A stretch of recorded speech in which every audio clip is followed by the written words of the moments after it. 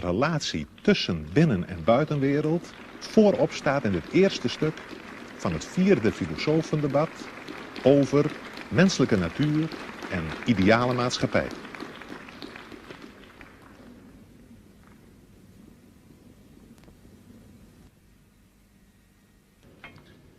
Ladies and gentlemen, welcome at the 4th debate of the International Philosophers Project. Tonight's debaters are Mr. Michel Foucault of the Collège de France and Mr. Noam Chomsky of the Massachusetts Institute of Technology. Both philosophers have points in common and points of difference. Perhaps the best way to compare both philosophers is to look at them as mountain diggers working at the opposite sides of the same mountains with different tools without knowing even if they are working in each other's direction.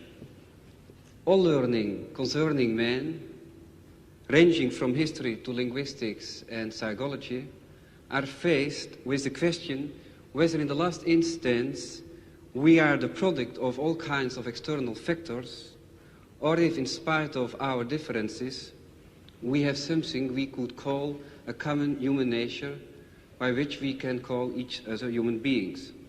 So my first question is to Mr. Chomsky, because you, Mr. Chomsky, employ often the concept of human nature, and even in this connection you are using terms like innate ideas and innate structures. Which arguments can you derive from linguistics in order to give such a central position to this notion of human nature? Well, let me begin in a slightly technical way. A person who's interested in studying language is faced with a very definite empirical problem.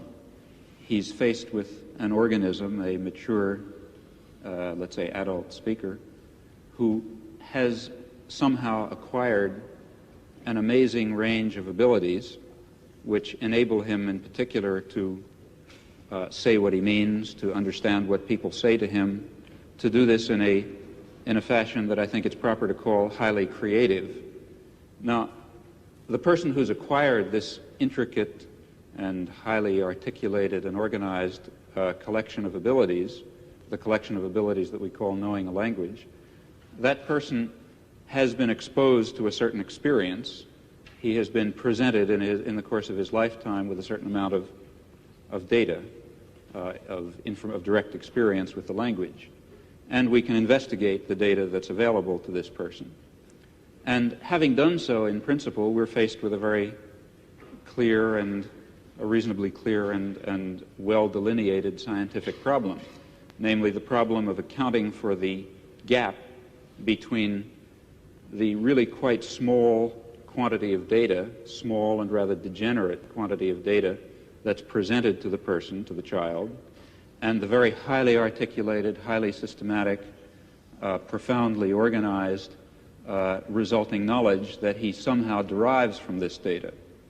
Furthermore, even more remarkable, we notice that in a wide range of languages, in fact all that have been studied seriously, there are remarkable limitations on the kinds of system that emerge from the very different kinds of experience to which people are exposed. Well, there's only one possible explanation for, what one can say in a rather schematic fashion, for this remarkable phenomenon, namely the assumption that the individual himself contributes a good deal, an overwhelming part, in fact, of the general schematic structure and perhaps even of the specific content of the knowledge that he ultimately derives from this very scattered and limited experience.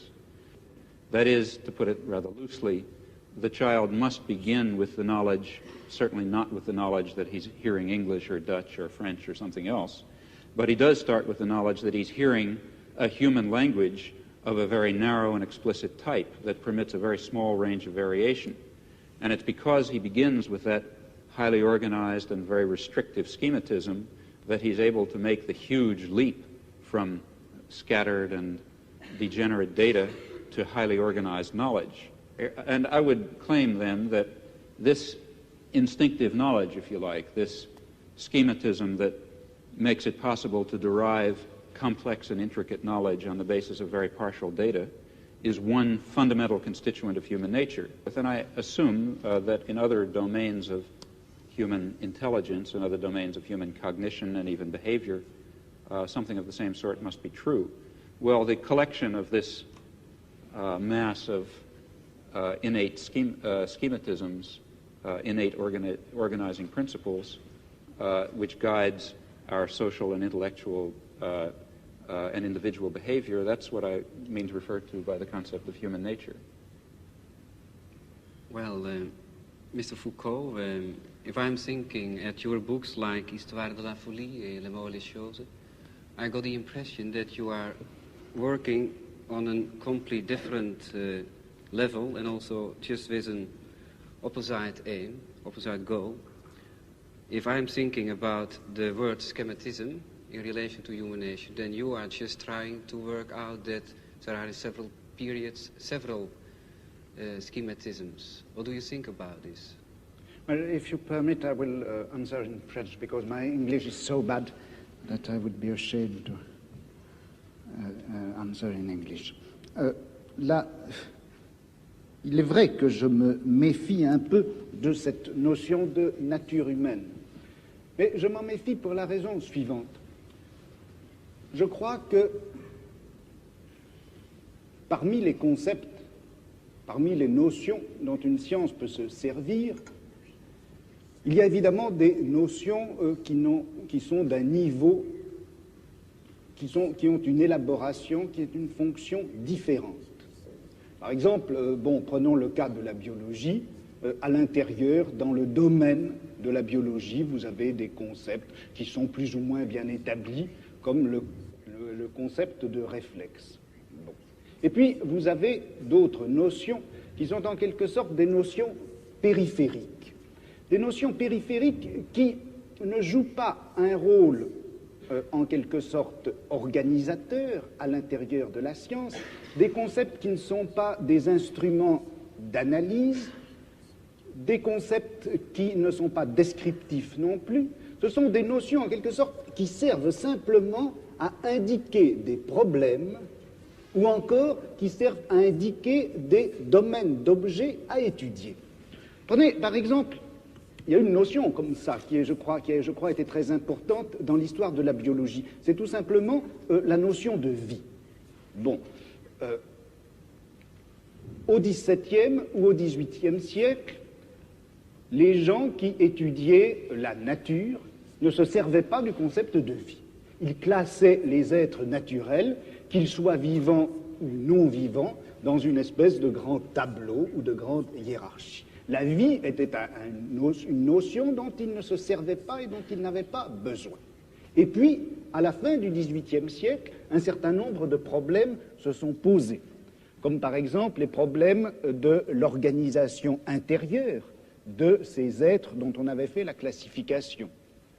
Ou bien encore, avec les progrès du microscope, le microscope d'Amici, on a vu apparaître tout un tas de phénomènes qui n'avaient pas été jusque-là encore perçus et dont les mécanismes, dont le fonctionnement n'était pas encore clair. Les progrès de la chimie ont fait également apparaître les problèmes concernant les rapports entre les réactions chimiques et les processus physiologiques de l'organisme. Et voilà que tout un domaine d'objets est apparu, domaine d'objets absolument nouveau pour le biologiste, et c'est cela qui a été appelé la vie. Et la vie, c'était une notion qui servait à indiquer le champ des objets et des domaines nouveaux que la science avait à parcourir. Bon, et je dirais, comme ça, en historien des sciences, si vous voulez, que la notion de vie a été un indicateur épistémologique, un index des problèmes à parcourir, et je me demande si on ne pourrait pas dire la même chose de la nature humaine. Foucault vergelijkt dus het begrip menselijke natuur van Chomsky met het begrip leven in de biologie en in de geschiedenis van dat vak. En hij doet dat omdat hij dat begrip menselijke natuur eerder ziet als een aanwijzing voor een onderzoeksprogramma dan als een aanwijzing voor het feit dat de mens uit zichzelf zo verschrikkelijk veel klaar zou kunnen spelen. Voor hem is dat begrip menselijke natuur eigenlijk een soort van wetenschappelijk boodschappenlijstje en niet meer dan dat. En Chomsky wil dit wel accepteren als maar duidelijk is dat vakken als biologie, fysiologie en neurologie voorlopig nog helemaal niet over de middelen beschikken om die menselijke natuur en dat taalvermogen adequaat te kunnen beschrijven. Vrij vroeg is het debat zo aangeland op een punt waar het gespreksleider elders de grootste moeite zal kosten om de partners met elkaar in contact te houden.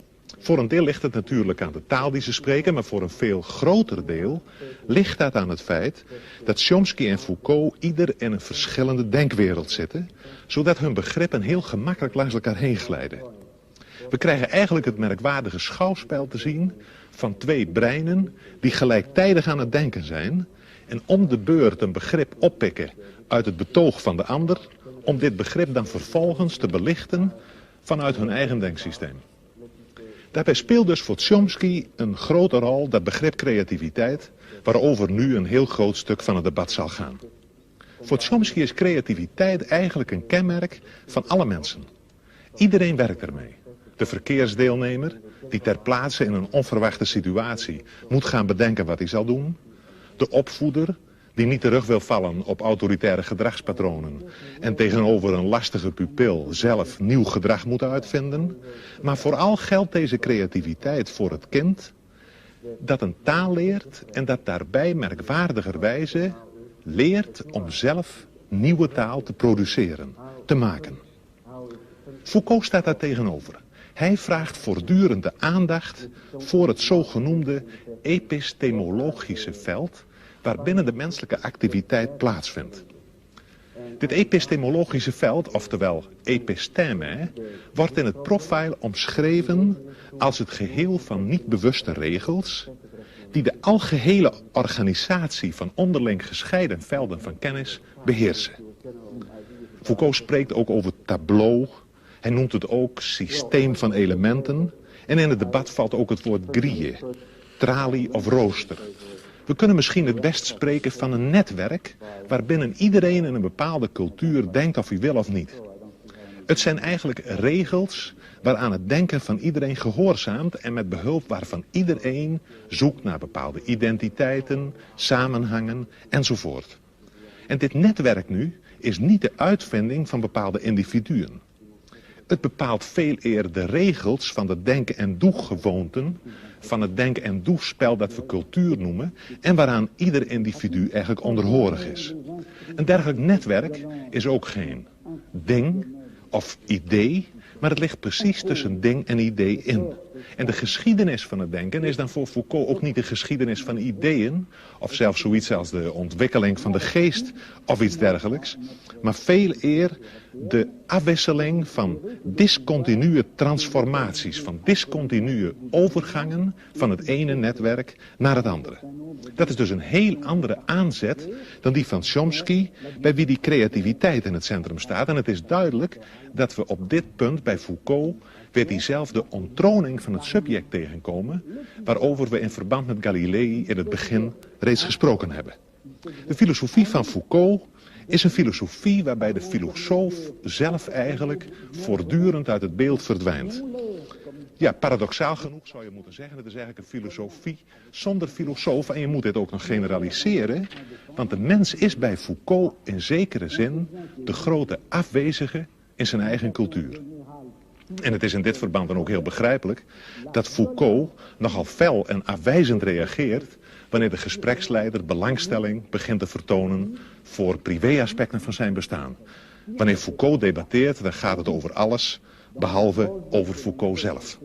Dit dus ter introductie op dit volgende vrij uitvoerige theoretische stuk van het debat, dat eigenlijk maar voortdurend allerlei aspecten van één hoofdvraag behandelt, en wel de vraag: in hoeverre is de mens in staat iets nieuws te ontdekken, en als dat zo is, hoe moeten we het dan begrijpen? Het lijkt mij een erg relevante vraag, zeker als we bedenken dat we nogal wat nieuwe vormen van gedrag, kennis en wetenschap nodig zullen hebben, willen we het er in onze wereld met elkaar levend afbrengen. We nemen nu de draad weer op waar Foucault toelicht waarom hij aan de creativiteit van het individu in de geschiedenis niet zoveel aandacht besteedt. Dans l'histoire traditionnelle des sciences, on accorde en effet le maximum, enfin la tradition veut qu'on accorde le maximum à la créativité des individus. L'histoire des sciences, jusqu'à ces dernières années, consistait essentiellement à montrer en quoi un individu, que ce soit Newton ou que ce soit Mendel, peu importe, avait été effectivement le créateur ou le découvreur plutôt d'une vérité qui était là, inscrite dans les choses et dans le monde, et que personne avant eux n'aurait vu. Le postulat qu'il y a, je crois, qui dort en quelque sorte sous l'histoire des sciences traditionnelles, c'est ceci, c'est que la vérité est là pour être connue et que pourtant l'esprit de l'homme, par la suite, par l'effet d'un certain nombre d'inhibitions ou d'obstacles, n'est pas parvenu à voir cette vérité. L'esprit de l'homme est fait pour voir la vérité et un obstacle contingent l'en empêche. Cet obstacle, ça peut être, eh bien, selon les historiens, les conditions économiques et sociales, ou ça peut être la forme des mentalités, ou ça peut être la crédulité, les vieux thèmes et mythes religieux, par exemple, ou moraux, enfin tout ceci qui constitue comme les obstacles, les écailles sur les yeux de celui qui voudrait voir. Mais en droit, l'esprit est fait pour voir, en droit, l'esprit est fait pour avoir accès à la vérité. Dans cette conception traditionnelle de l'histoire des sciences, d'une part, si vous voulez, on donne toute la créativité à l'individu, qui est en droit possesseur de la vérité, et puis on la lui retire par le système des obstacles qui viennent d'une façon tout à fait contingente l'empêcher de saisir, de formuler, de construire cette vérité à laquelle il a droit en principe. Bon. Alors, moi, le problème qui s'est posé à moi, c'était précisément un peu l'inverse. Parce que qu'est-ce qui se passe quand on assiste à une grande transformation scientifique? Dans une transformation scientifique, comme par exemple la naissance de la biologie au milieu du XVIIe siècle, ou la naissance de la philologie à la fin du XVIIIe, au début du XIXe. C'est vrai qu'un certain nombre d'obstacles, un certain nombre de préjugés, un certain nombre d'idées toutes faites tombent et viennent à disparaître. Mais ce qui m'a frappé, c'est que une science, au moment où elle naît, non seulement se débarrasse d'un certain nombre d'obstacles et d'obscurités, mais en même temps, elle supprime un certain nombre de savoirs et de connaissances existantes qu'elle occulte, qu'elle cache, comme si elle appliquait une grille nouvelle qui, tout en permettant de faire apparaître des phénomènes jusque-là cachés, cache des connaissances déjà acquises. Donc, une science, le progrès d'une science, l'acquisition d'une science, c'est pas simplement l'oubli des vieux préjugés, ce sont pas simplement les obstacles qui tombent, c'est une véritable nouvelle grille qui cache un certain nombre de choses et du coup fait apparaître. Donc, quand je critique la notion de créativité, je veux dire par là que, en fait, la vérité ne s'acquiert pas comme une sorte de création continue et cumulée, mais comme un jeu de grilles qui s'appliquent les unes sur les autres, cachées. I think in part we're slightly talking in cross purposes because of a different use of the term creativity. In fact, I should say that my use of the term creativity is a little bit idiosyncratic, and therefore the onus falls on me, not on you in this case. But when I speak of creativity, I'm not attributing to the concept the notion of value that is normal when we speak of creativity. That is, when you speak of scientific creativity, you're speaking properly of the achievements of a Newton. But in the context in which I've been speaking about creativity, it's a normal human event. I'm speaking of the kind of creativity that any child demonstrates when he is able to come to grips with a new situation, describe it properly, react to it properly, tell us something about it, think about it in a new fashion for him, and so on. These are, I think it's appropriate to call those creative acts, but of course without thinking of those acts as being the acts of a Newton. It's the lower levels of creativity that I've been speaking of. Now, as far as what you say about the history of science is concerned, I think that's correct and illuminating, and particularly relevant, in fact, to the kinds of enterprise that I see lying before us in psychology and linguistics and the philosophy of mind. That is, I think there are certain topics that have been, what was your word, depressed or put aside during the scientific advances of the, say, past 2 centuries, century and a half. But now I think we can overcome those, it's possible to put aside those limitations and forgettings and to bring into our consideration precisely the topics that animated a good deal of the thinking and speculation of the 17th and 18th century, and to incorporate it within a much broader and I think deeper science of man that will give fuller role, though certainly not will not hope to give complete understanding to such notions as innovation and creativity and freedom and production of new new elements of thought and behavior within some system of rule and schematism. Those are concepts that I think we can come to grips with. Je crois qu'entre ce qu'a dit M. Chomsky à l'instant et puis ce que j'essaie de montrer, il y a en réalité beaucoup de ressemblances. C'est-à-dire qu'il n'y a en fait de création possible, d'innovation possible. On ne peut, dans l'ordre du langage ou dans l'ordre du savoir, produire quelque chose de nouveau qu'en mettant en jeu un certain nombre de règles qui vont définir l'acceptabilité ou la grammaticalité des énoncés, ou qui va définir, dans le cas du savoir, la scientificité des énoncés. Alors, disons en gros que les linguistes, avant M. Chomsky, ont surtout insisté sur les règles de construction des énoncés et moins sur l'innovation que représente tout énoncé nouveau ou l'audition d'un énoncé nouveau. Et puis, dans l'histoire des sciences ou dans l'histoire de la pensée, on avait beaucoup plus l'habitude d'insister sur la création individuelle et on avait tenu à l'écart, on avait laissé dans l'ombre ces espèces de règles communes, générales, qui sont en œuvre obscurément à travers toute découverte scientifique, toute invention scientifique, ou même d'ailleurs toute innovation philosophique. Des règles non seulement linguistiques, mais épistémologiques, et qui caractérisent le savoir contemporain. Well, I think perhaps I can try to react to those comments within my own framework in a way which maybe will shed some light on this. How is it that we're able to construct any kind of scientific theory at all? How is it that given a small amount of data, it's possible for various scientists, for various geniuses even over a long period of time, to arrive at some kind of a theory, at least in some cases, that is more or less profound and more or less empirically adequate? This is a remarkable fact.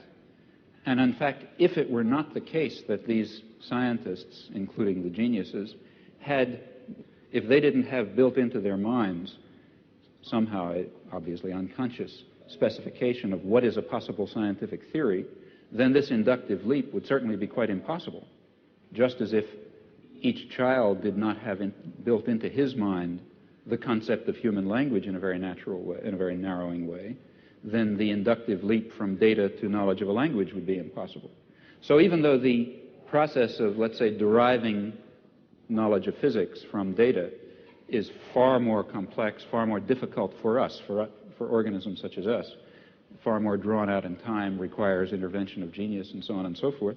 Nevertheless, in a certain sense, the achievement of discovering physical science, or biology or whatever you like, is based on something rather similar to the achievement of the normal child in discovering the structure of his language. That is, it must be achieved on the basis of an initial limitation, an initial restriction on the class of possible theories. And the fact that science converges and progresses, that itself shows us that such initial limitations and structures exist. That is, I don't think that scientific progress is simply a matter of accumulative addition of new knowledge and absorption of new theories and so on. Rather, I think it has this sort of jagged pattern that you described, forgetting certain problems and leaping to new theories and so on and so forth. Et transformant les mêmes connaissances. Right. But I think that the explanation for that, so I think one can perhaps hazard an explanation for that fact. And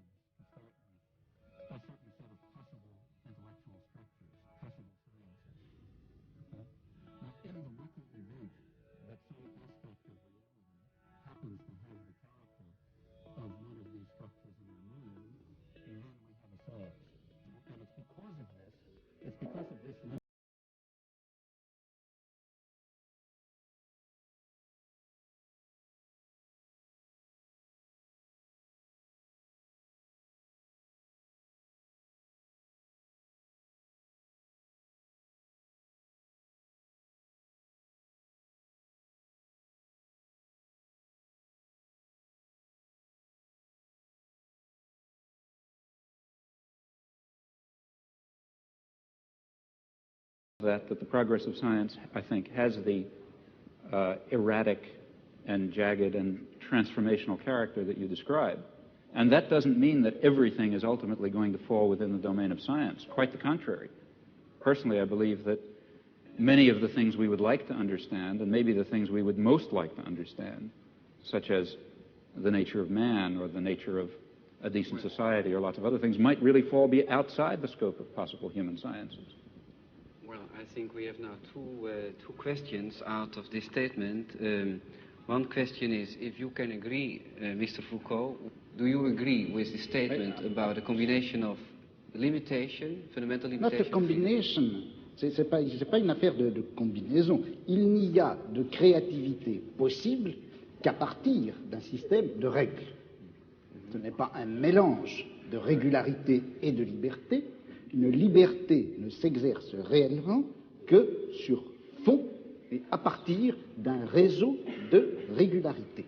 Le problème, alors, là, que je me pose, et où je ne suis pas peut-être tout à fait d'accord avec M. Chomsky, c'est lorsqu'il place ces régularités à l'intérieur, en quelque sorte, de l'esprit ou de la nature humaine. Je me demande si le système de régularité, de contraintes, qui rendent possible une science, on ne peut pas les trouver ailleurs, en dehors même de l'esprit humain, dans des formes sociales, dans des rapports de production, dans des luttes de classe, etc.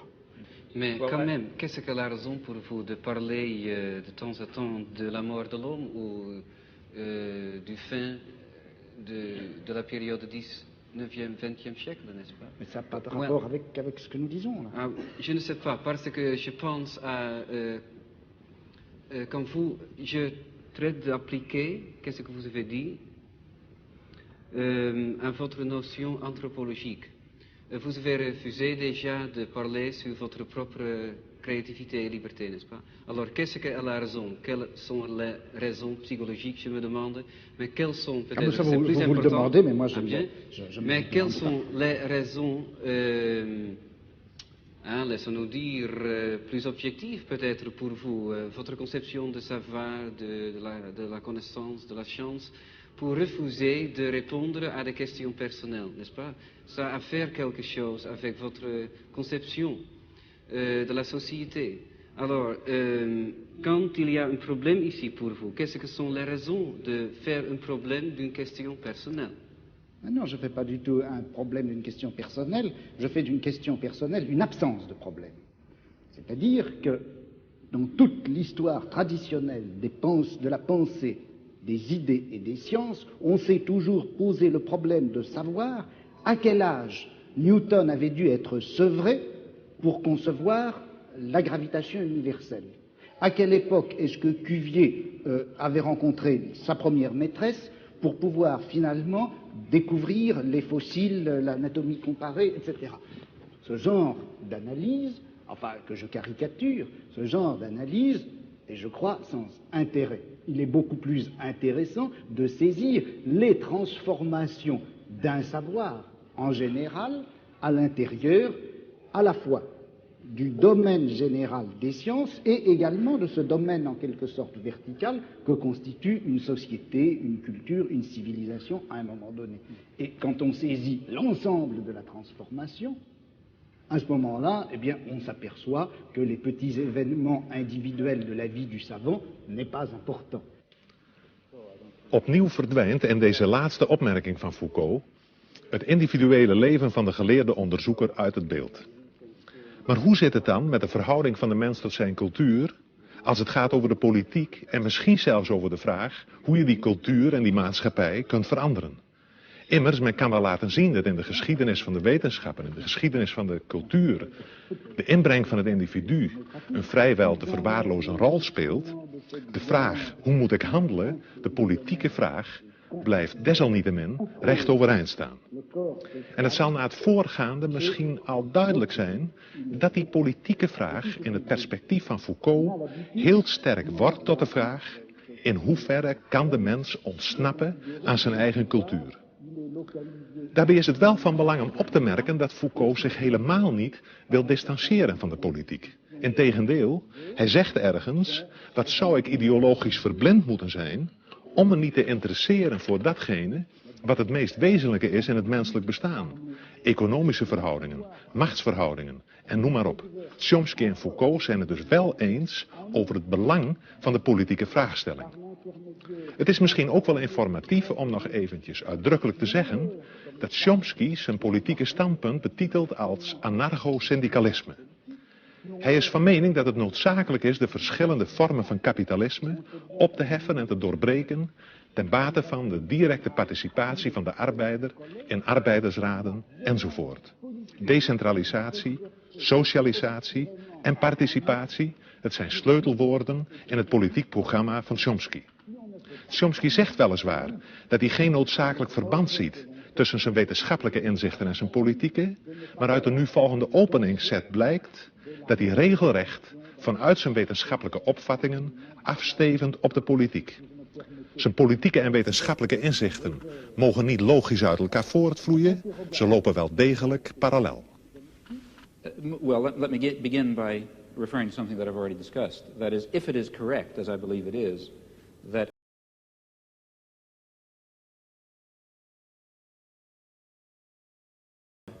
creative work, for creative inquiry,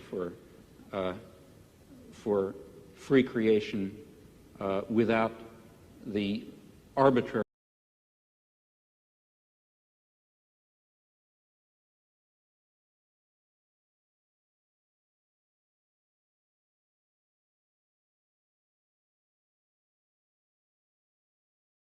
that means trying to overcome the elements of repression and oppression and destruction and coercion that exist in any existing society, ours for example, as a historical residue.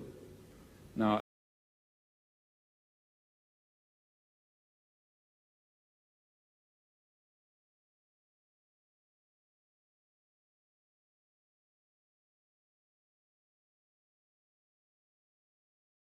technological society in which human beings do not have to be forced into the position of tools, of cogs in a machine, in which the creative urge that I think is intrinsic to human nature will in fact be able to realize itself in whatever way it will. I don't know all the ways in which it will.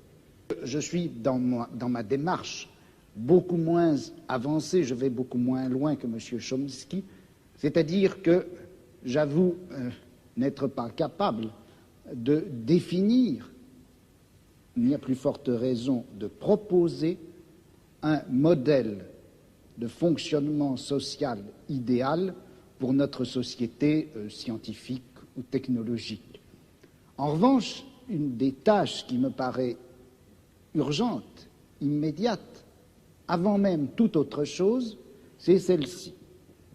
On a l'habitude, du moins dans notre société européenne, de considérer que le pouvoir, il est localisé entre les mains du gouvernement et il s'exerce par un certain nombre d'institutions bien particulières qui sont l'administration, en France on appelle ça préfectorale, enfin je ne sais pas comment on dit ailleurs, l'administration, la police, l'armée.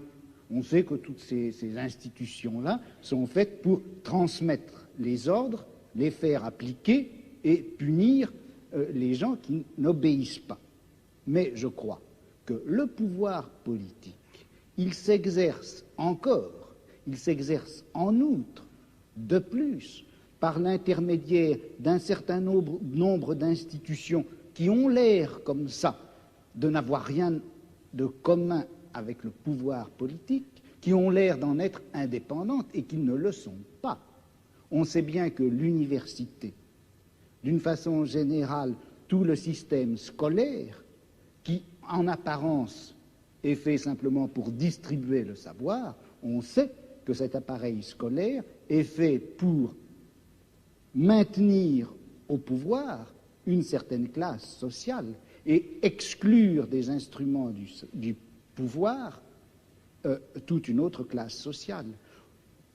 Quelque chose comme la psychiatrie, qui en apparence aussi n'est destinée qu'au bien de l'humanité et à la connaissance des psychiatres, la psychiatrie est encore une certaine manière de faire peser un pouvoir politique sur un groupe social. La justice également. Bon, et il me semble que la tâche politique actuelle dans une société comme la nôtre, c'est de critiquer le jeu des institutions apparemment les plus neutres et les plus indépendantes, de les critiquer, de l'attaquer de telle manière que la violence politique qui s'exerçait obscurément en eux surgisse et pour qu'on puisse lutter contre elle. À vouloir tout de suite, enfin si on cherche tout de suite à donner le profil et la formule de la société future sans avoir bien fait la critique de tous les rapports de violence politique qui s'exercent dans notre société, on risque de les laisser se reconstituer, même à travers des formes aussi nobles, apparemment aussi pures que celles du syndicalisme anarchiste. Yes, I would certainly agree with that, not only in theory but also in action. That is, there are two intellectual tasks. One, and the one which I was discussing, to try to create the vision of a future just society. Another task is to understand very clearly the nature of power and oppression and terror and destruction in our own society. And that certainly includes the institutions you mentioned, as well as the central institutions of any industrial society, namely the economic, commercial, and financial institutions, in particular, in the coming period, the great multinational corporations, which are not very far from us physically tonight.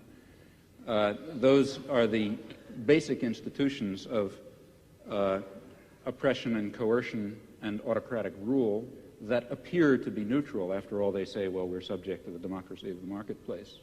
Still, I think it would be a great shame to lose or to put aside entirely the somewhat more abstract and philosophical, if you like, task of trying to draw the connections between a concept of human nature that gives full scope to freedom and dignity and creativity and other fundamental human characteristics, and relates that to some notion of social structure in which those properties could be realized, in which meaningful human life could take place. And in fact, if we are thinking of social transformation or social revolution, though it would be absurd, of course, to try to draw out in detail the point that we're hoping to reach, still we should know something about where we think we're going. And such a theory may tell it to us. Oui, mais alors là, est-ce qu'il n'y a pas un danger? Si on dit qu'il existe une certaine nature humaine, que cette nature humaine n'a pas reçu dans la société actuelle les droits et les possibilités qui lui permettraient de se réaliser. C'est bien ce que vous avez dit, je crois. Et si on admet cela, est-ce qu'on ne risque pas de définir cette nature humaine à la fois idéale et réelle, cette nature humaine cachée et réprimée jusqu'à présent, est-ce qu'on ne risque pas de la définir dans des termes que nous empruntons à notre société, à notre civilisation, à notre culture? Je vais prendre un exemple qui est un peu caricatural, mais le marxisme d'une certaine époque, à la fin du XIXe, au début du XXe siècle, le marxisme admettait en effet que dans la société capitaliste, l'homme ne recevait pas toutes ses possibilités de développement et de réalisation, que la nature humaine était effectivement aliénée dans le système capitaliste. Et le marxisme rêvait d'une nature humaine enfin libérée. Or, cette nature humaine, quel modèle utilisait-il le marxisme de cette époque-là, du XIXe, du début du XXe siècle, quel modèle utilisait-il pour la concevoir, pour la rêver? C'était en réalité le modèle bourgeois. Le marxisme a considéré qu'une société heureuse, c'était une société qui faisait place, par exemple, à une sexualité de type bourgeois, à une famille de type bourgeois, à une esthétique de type bourgeois. Et c'est d'ailleurs tellement vrai que c'est comme ça que ça s'est passé en Union soviétique, où sous prétexte de réaliser une société où l'homme réaliserait enfin sa nature, on a reconstitué une espèce de société à la fois réelle et utopique qui est transposée de la société bourgeoise du XIXe siècle. De sorte que, est-ce que la notion de nature humaine, vous-même, en commençant, vous reconnaissiez, je crois qu'on ne savait pas très bien ce que c'était que cette nature humaine. Alors, est-ce qu'il ne risque pas de nous induire en erreur? Vous savez que Mao Tse-tung parlait de nature humaine bourgeoise et de nature humaine prolétarienne, et il considère que ce n'est pas la même chose. Well, you see, I think that in the intellectual domain of political action, that is, the domain of trying to construct a vision of a just and free society on the basis of some notion of human nature, in that domain we face the very same problem that we face in immediate political action. For example, to be quite concrete, a lot of my own activity really has to do with the Vietnam War, and a good deal of my own energy goes into civil disobedience. Well, civil disobedience in the United States is an action undertaken in the face of considerable uncertainties about its effects. For example, it threatens the social order in ways which, let's say, one might argue, bring on fascism. That would be very bad for America, for Vietnam, for Holland, and for everyone else. So there's a danger, that is one danger in undertaking this concrete act. On the other hand, there's a great danger in not undertaking it. Namely, if you don't undertake it, the society of Indochina will be torn to shreds by American power. And in the face of those uncertainties, one has to choose a course of action. Well, similarly, in the intellectual domain, one is faced with the uncertainties that you correctly pose. Our concept of human nature is certainly limited, partial, socially conditioned, constrained by our own character defects and the limitations of the intellectual culture in which we exist. Yet at the same time, it's of critical importance that we have some direction, that we know what impossible goals we're trying to achieve if we hope to achieve some of the possible goals. And that means that we have to be bold enough to speculate and create social theories on the basis of partial knowledge while remaining very open to the strong possibility, in fact overwhelming probability, that at least in some respects we're very far off the mark. Well, perhaps it is interesting to go on a little bit further on this problem of strategy. So, for example, in the case of Holland, we had something like a population census. You were obliged to fill in your papers and so on, you know. So this you would call, if you are not filling in your papers, civil disobedience. Right. Now, I would be a little careful about that because going back to some very important point that Mr. Foucault made, one does not necessarily allow the state to define what is legal. Now, the state has the power to enforce a certain concept of what is legal, but power doesn't imply justice or correctness even. So the state may define something as civil disobedience and may be wrong in doing so. For example, in the United States, the state defines it as civil disobedience to, let's say, derail an ammunition train that's going to Vietnam. And the state is wrong in defining that as civil disobedience because it's legal and proper and should be done. It's proper to carry out actions that will prevent the criminal acts of the state, just as it's proper to violate a traffic ordinance in order to prevent a murder. If I was standing at a street corner and the traffic light were red, let's say I was standing in my car and I drove across the traffic light to prevent somebody from, let's say, machine gunning a group of people, of course that's not violation of law. It's an appropriate and proper action. No sane judge would convict you for such an action. Similarly, a good deal of what the state authorities define as civil disobedience is not really civil disobedience. In fact, it's legal, in fact, obligatory behavior in violation of the commands of the state, which may or may not be legal commands. So one has to be rather careful about calling things illegal, I think. Oui, mais alors là, je voudrais vous poser une question.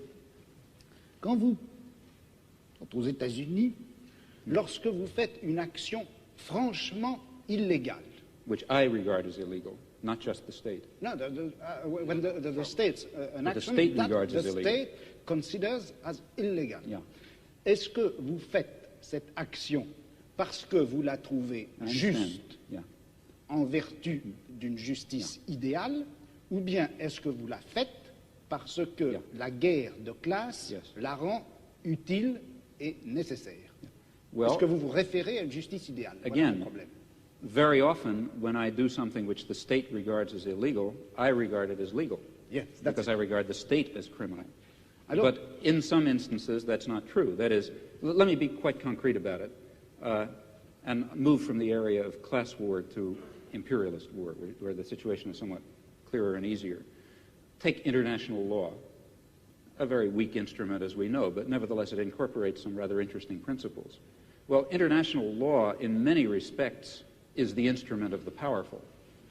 That is, international law permits much too wide a range of international forceful intervention in support of existing power structures that define themselves as states and against the interests of masses of people who happen to be organized in opposition to states.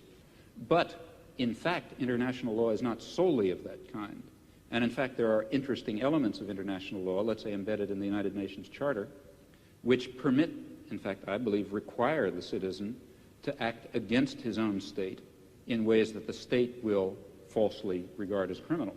But nevertheless, he's acting legally, because international law also happens to prohibit the threat or use of force in international affairs, except under some very narrow circumstances, of which, for example, the war in Vietnam is not one, which means that in the particular case of, let's say, the Vietnam War, the one that interests me most, the American state is acting in a criminal capacity, and people have the right to stop criminals from murdering people. Just because the criminal happens to call your action illegal when you try to stop him, that doesn't mean it is illegal. I mean, a perfectly clear case of that is the present case of the Pentagon Papers in the United States, which I suppose you know about. Reduced to its essentials and forgetting legalisms, what is happening is that the state is trying to prosecute people for exposing its crimes. That's what it amounts to. c'est donc au nom d'une justice plus pure que vous critiquez le fonctionnement de la justice. Parce que, c'est pour moi, si vous voulez, important de savoir ça, parce que nous avons actuellement en France un débat sur le problème de la justice et à propos de l'institution d'un tribunal populaire à propos de la justice. Vous connaissez le problème. Et un certain nombre de gens, comme Sartre par exemple, pensent que pour faire actuellement la critique du système pénal en France, ou pour faire la critique des pratiques policières, de la manière dont la police se conduit, il faut faire une sorte de tribunal qui, au nom d'une justice idéale, d'une justice supérieure, d'une justice humaine en général, condamnera la pratique des juges français ou des policiers français. Et puis, il y a un autre groupe de gens, et je me sens, je travaille avec ces gens-là, qui disent non, il ne faut pas faire cela parce que quand vous vous référez à la justice idéale que le tribunal serait censé appliquer, vous vous référez en fait à un certain nombre d'idées de justice qui ont été formées à notre époque par un certain groupe d'individus qui sont eux-mêmes, malgré tout, d'une façon directe ou indirecte, les produits de la société dans laquelle nous nous trouvons. Il faut attaquer les pratiques de la justice, il faut attaquer la police, il faut attaquer les pratiques policières, mais en termes de guerre et non pas en termes de justice. But you see, surely you believe that your role in the war is a just role, that you're fighting a just war, to bring in a concept from another domain. And that, I think, is important. If you thought that you were fighting an unjust war, you couldn't follow that line of reasoning. And I would like to slightly reformulate what you said. It doesn't seem to me that the difference is between legality and ideal justice. It's rather between legality and better justice. Now, this better system may have its defects, it certainly will. But comparing the better system with the existing system and not being confused into thinking that our better system is the ideal system, we can then argue, I think, as follows, that the concept of legality and the concept of justice are not identical. They're not entirely distinct either. Insofar as legality incorporates justice in this notion, in this sense of better justice, referring to a better society, then we should follow and obey the law, and force the state to obey the law, and force the great corporations to obey the law, and force the police to obey the law, if we have the power to do so. Of course, if in those areas where the legal system happens to represent not better justice, but rather the techniques of oppression that have been codified in a particular autocratic system, well, then a reasonable human being should disregard and oppose them, at least in principle. He may not, for some reason, do it in fact. Alors, je voulais simplement répondre à votre toute première phrase, quand vous avez dit « Mais la guerre que vous faites contre la police, si vous ne considériez pas qu'elle est juste, vous ne la feriez pas. » Alors, je vous répondrai un peu en termes de Spinoza. Je vous dirai, le prolétariat ne fait pas la guerre à la classe dirigeante parce qu'il considère que cette guerre est juste. Le prolétariat fait la guerre à la classe dirigeante parce qu'il veut, pour la première fois dans l'histoire, prendre le pouvoir. Et c'est parce qu'il veut prendre le pouvoir qu'il considère que sa guerre est juste.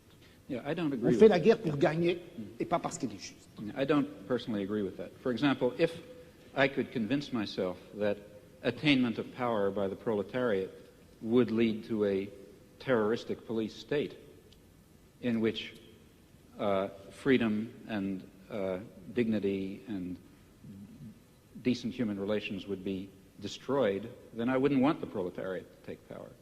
In fact, the only reason for wanting any such thing, I believe, is because one thinks, rightly or wrongly, that some fundamental human values will be achieved by that transfer of power. Alors, je vous répondrai ceci. Quand le prolétariat prendra le pouvoir, il se peut bien que le prolétariat exerce à l'égard des classes dont il vient de triompher, il exerce un pouvoir violent, dictatorial et même sanglant. Je ne vois pas quelle objection on peut faire à cela. Maintenant, vous me direz, et si le prolétariat exerce ce pouvoir sanglant, tyrannique et injuste à l'égard de lui-même, le prolétariat? Alors je vous répondrai, ça ne peut se produire que si le prolétariat n'a pas réellement pris le pouvoir, mais c'est qu'une classe extérieure au prolétariat, ou un groupe de gens intérieurs au prolétariat, une bureaucratie ou les restes de la petite bourgeoisie, etc., s'est emparé du pouvoir. Well, I'm not at all satisfied with that theory of revolution for a lot of reasons, historical and other. But even if one were to accept it for the sake of argument, still that theory is maintaining that it is proper for the proletariat to take power and exercise it in a violent and bloody and unjust fashion, because it is claimed, in my opinion falsely, that will lead to a more just society in which the state will wither away, in which the proletariat will be a universal class, and so on and so forth. If it weren't for that further justification, the concept of a dictatorship of the proletariat, violent and bloody, would certainly be unjust. At least I, for example, am not a committed pacifist. That is, I would not hold that it is under all imaginable circumstances wrong to use violence, even though use of violence is in some sense unjust. I believe that one has to estimate relative injustices. But the use of violence and the creation of some degree of injustice can only itself be justified on the basis of the claim and the assessment, which always ought to be undertaken very, very seriously and with a good deal of skepticism, that this violence is being exercised because a more just result is going to be achieved. If it does not have that grounding, it really is totally immoral, in my opinion. Je ne pense pas que l'idéal de la guerre de classe, enfin le but que se propose le prolétariat en menant la guerre de classe, je ne crois pas qu'on puisse dire, enfin qu'il soit suffisant de dire que c'est une plus grande justice. Ce que le prolétariat veut faire en chassant la classe actuellement au pouvoir et en prenant pour lui le pouvoir, c'est la suppression, précisément, d'un pouvoir de classe en général. Okay. Car le prolétariat... That's the further justification. Hein? That is the further justification. Ça c'est la justification, mais pas en termes de justice, en termes de pouvoir. But it is in terms of justice. It's because the end that will be achieved, it is claimed, is a just end. If no Leninist or whatever you like would dare to say we have a right to take power, let's say we, the proletariat, and then throw everyone else into crematoria, let's say. I mean, if that were the consequence of the proletariat taking power, of course it would not be appropriate.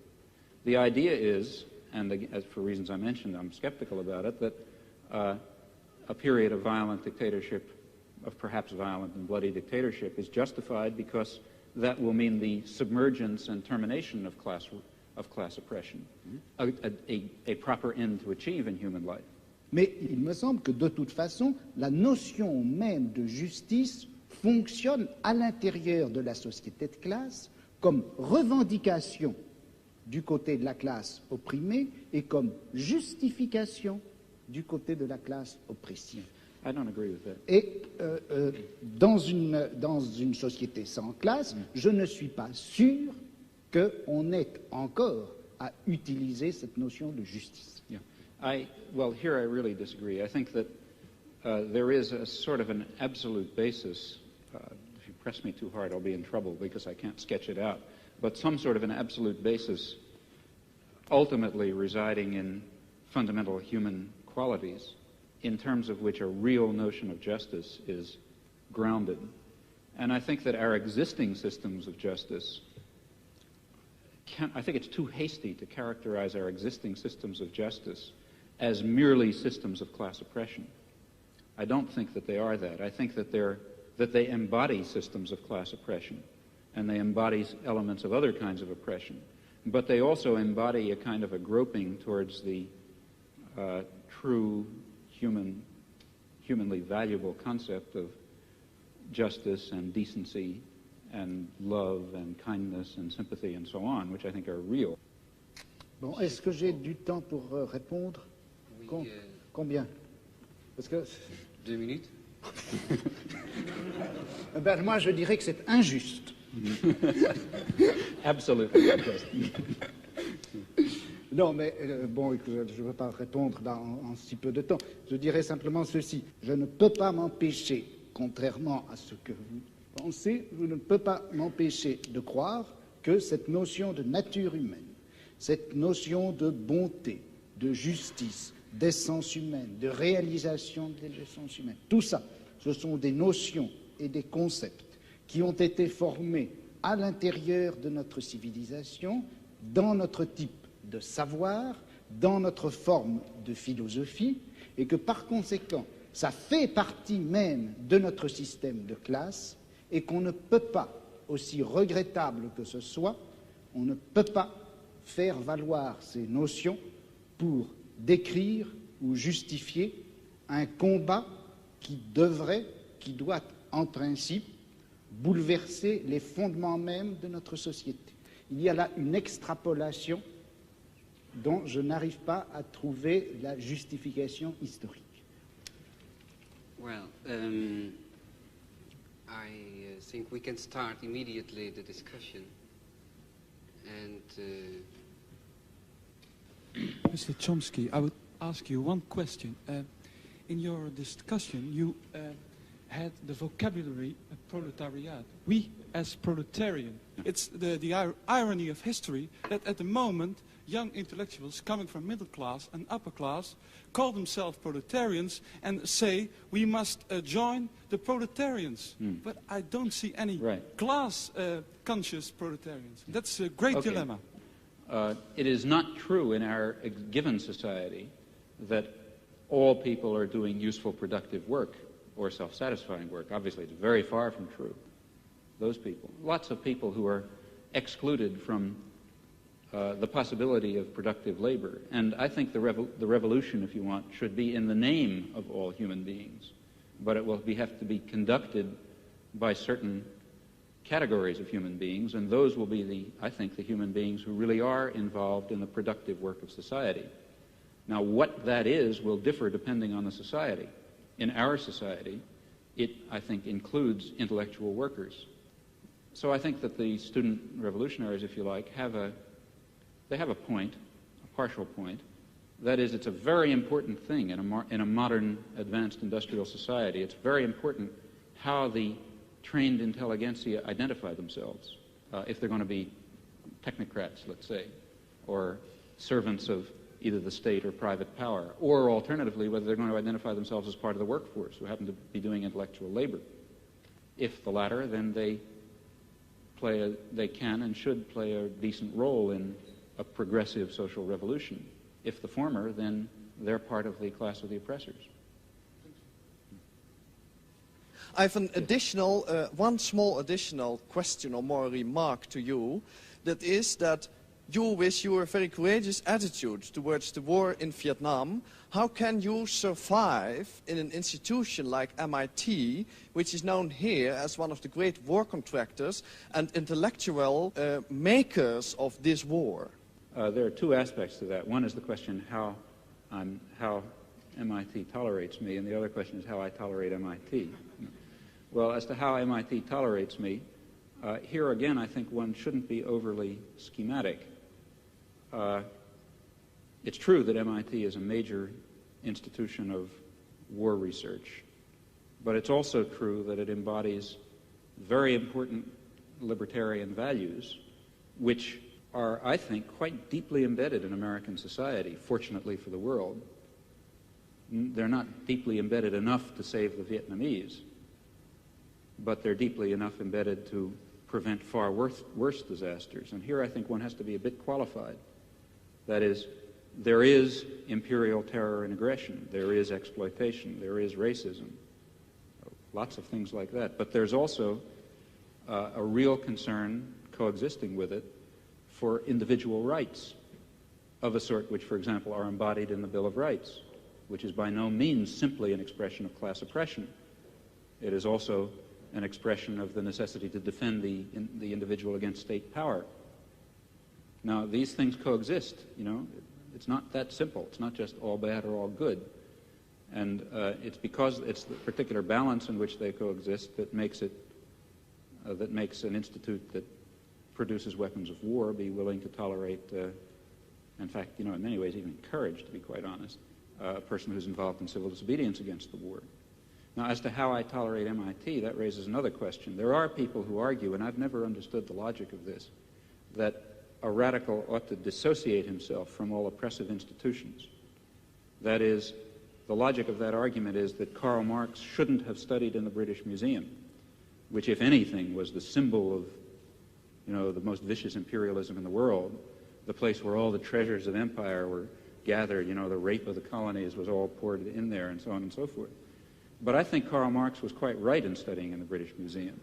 He was right in using the resources and, in fact, the liberal values of the civilization that he was trying to overcome against it.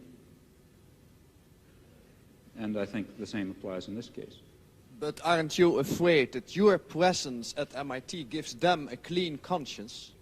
I don't see how, really. I mean, I think my presence at MIT serves marginally to, I hope a lot, I don't know how much, to increase student activism against a lot of the things that MIT stands for example. Ladies and gentlemen, I think this has to be the end of the debate. Mr. Chomsky, Mr. Foucault, I thank you very much for your far-going discussion, both the technical, theoretical way as the political way. I thank you very much both at the part of the audience here and at home.